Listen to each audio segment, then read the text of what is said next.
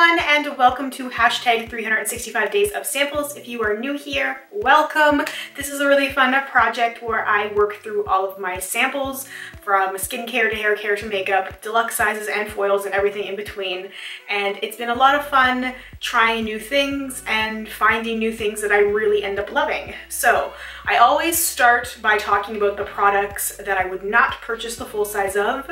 I've got a few this week, so let's get started. So the first sample I have that I would not purchase the full size of is the infamous Brazilian Bum Bum Cream. This is a body lotion, body cream product, and I'm just simply not a fan of those type of products. I just don't like using them. I feel like they often just sit on my skin. I don't have very dry skin, so I just don't use products like this. Now this was nice. It absorbed pretty quickly. It has that amazing scent to it. It just smells like summer. I looked it up quickly and they described it as pistachio and salted caramel, and I don't really get the pistachio thing, but definitely the salted caramel. It's almost like salted caramel and sunscreen, which doesn't sound that appealing, but it really just smells like summer. But it's kind of overpowering. Like, it really lingers on your skin, and I'm not crazy about that. I don't like scents that linger, and especially in a product like a body cream where I wouldn't want to smell like it all the time, you know? So this is definitely a pass for me, but I can see, having tried it now, why so many people love it, because it really is a very hydrating product. It's not for me personally. The next product is from Josie Maran, and this is the Surreal Skin Argan Finishing Balm.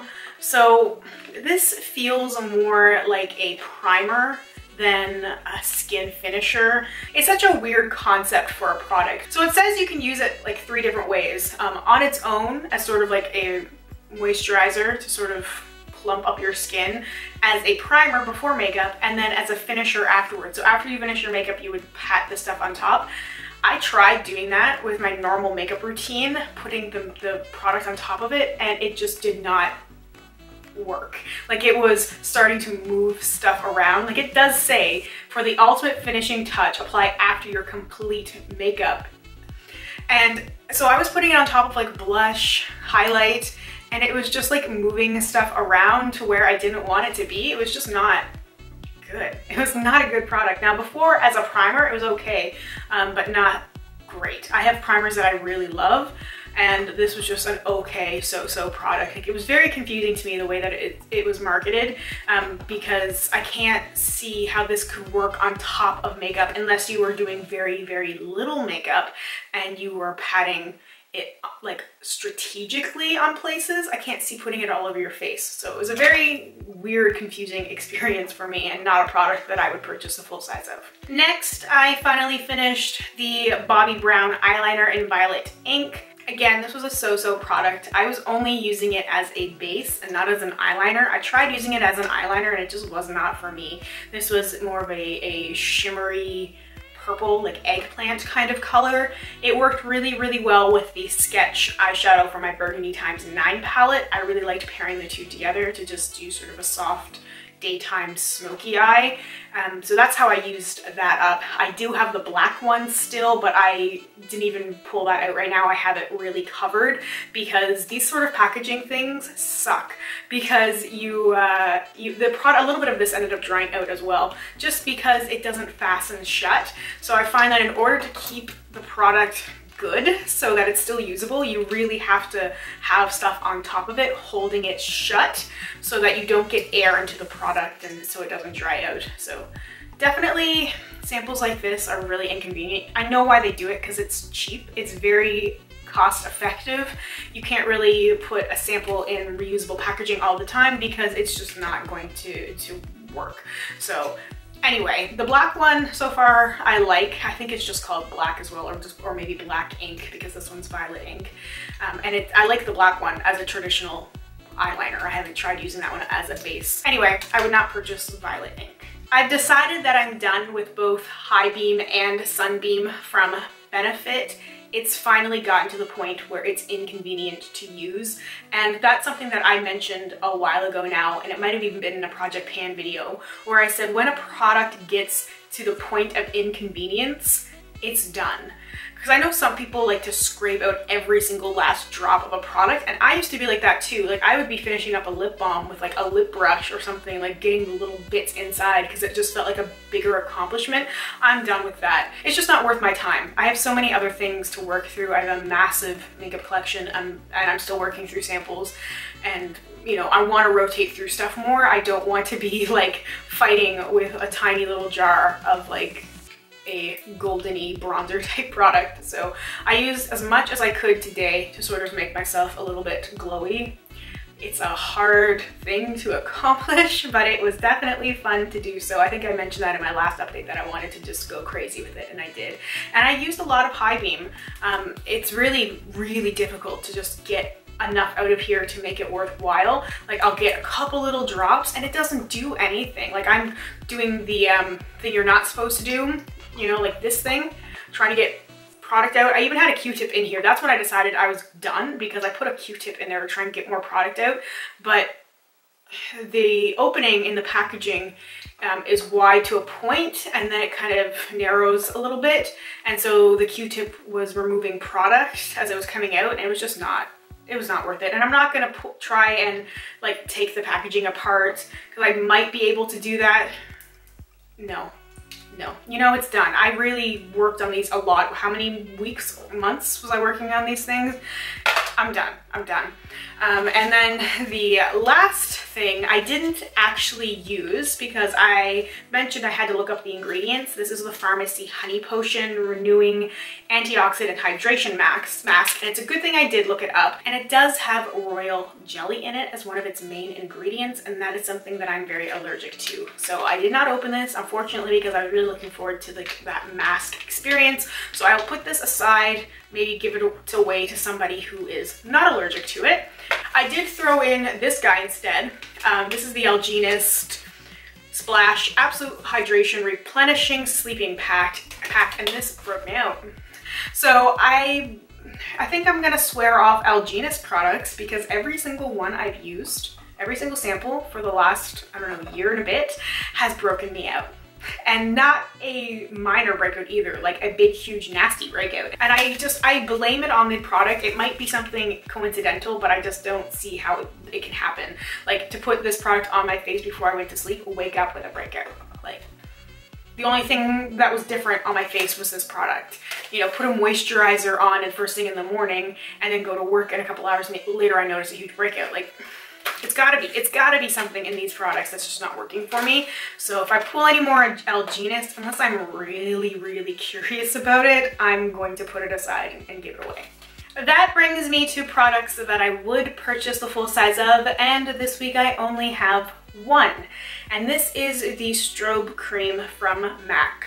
I am 100% purchasing this the next time I go to MAC, which will probably end up being in the next week or two, because I'm going to need more Fix Plus, and I'm going to pick up Strobe Cream at the same time because I love it. I'm kind of obsessed with it. It's such a good luminous product. Like, I was not expecting to like it as much as I did, but I have a track record of really liking MAC products, so in retrospect, I'm actually not that surprised. This is a product you can do a few different things with, sort of like I think what the Josie Moran one maybe wanted to be. So you can put it on your face on its own. You can put it on before foundation or whatever other products you're using. You can mix it with foundation. You can pat it on top. My favorite thing to do is put it on either first or mixed with foundation. And if I put it on first, I find that it actually ends up making my skin look more luminous, more hydrated. All those little dry spots on my skin, gone. Everything just looks so radiant and glowy. The thing is, certain spots will look glowy that you might not want to be, like T-zone area. If I put it all over my face, then that spot will definitely be sort of shiny and oily. And sometimes that is something I will go for. It might not be everybody's favorite thing, but sometimes I like to look oily. I know, it's weird, but sometimes it just goes with whatever makeup look I'm coming up with, or whatever sort of image I have in my mind. It just works. But in general, I like to focus it like here, a little bit where I need hydration, and around the sides of my nose, just not on the bridge of my nose. So I really love this product a lot. This is gonna be, I feel like, a staple in my routine just because I enjoyed using it so much. Like, it was at that point where I was babying it. And I said that in my last update where I was just using little tiny bits of it because I was enjoying using it so much that I didn't want to see it gone. And when I love a product that much, then I know I am going to be purchasing the full size. So yeah, this is one of my favorite things I've come across in this challenge so far. So that leaves me with only 3 things remaining. The Ren Keep Young and Beautiful Instant Firming Beauty Shot.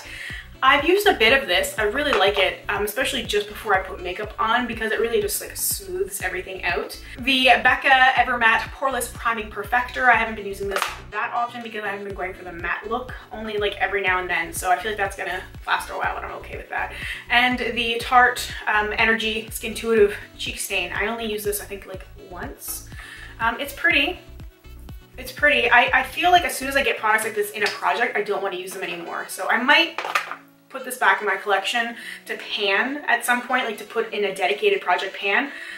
We'll see if I use it a little bit more. Basically, this is going to be a trial to see if I like it enough to want to pan it or if I feel like I just need to declutter it and move on. All right, so now for my absolute favorite part. That is choosing the products from my sample bin. I'm going to pick 7 things because I only have 3 left. So this is going to be a lot of new products this week. All right, so let's dive in here with the first thing, and that is from Tata Harper. And it is the clarifying mask for blemish-prone skin. Excellent. Product number 2 is this guy from Dr. Dennis Gross. This is the C+ Collagen Brighten and Firm Vitamin C Serum. So this is a deluxe size sample. The third product is this is from Guerlain, and this is the Terracotta Bronzer. So it's a little bronzer card. The fourth product is this thing, which is, oh, it's a mascara from Givenchy. So this is the Noir Couture mascara in black satin. So good to know it's a black mascara. The fifth product is this thing from Uemura. This is the Ultimate Remedy Extreme Restoration Treatment. The sixth product is this Longwear Cream Shadow Stick in Shadow from Bobbi Brown. So it's a gray cream eyeshadow. And the last product I am choosing is going to be, this is from Kopari, and it is a coconut melt, and it says it's the ultimate multitasking moisturizer. Ooh, and it feels like just pressed coconut oil, and I think that's all it is. It does say on the back that this is 100% pure coconut oil, as natural as you can get. Cool. I love coconut oil, so I wonder what the difference is in this from other things I've tried. I guess I'll find out. I'm really curious now. All right, so that is everything for this week's update. Next Sunday will be a lipstick roulette or something in that vein. It's Lipstick Sunday, and then the week after will be another hashtag 365 days of samples. If you have any requests, please make sure to let me know. I am taking notes of everything everybody has asked me to do. It might take me a while to get to something, but I will do my very best to get to it. So let me know if there's something in particular that you would like to see from me. And if you have any comments, suggestions, ideas with any of the products I'm still working on or any of the new things, like if you've used them before and you know there's a trick to using it or a way that I should try using it, let me know, because that's been really helpful. Anyway, that is all I have to say. Thank you so much for spending some time with me today. I hope you have a wonderful, wonderful week ahead of you, and I hope I will talk to you soon. Bye for now.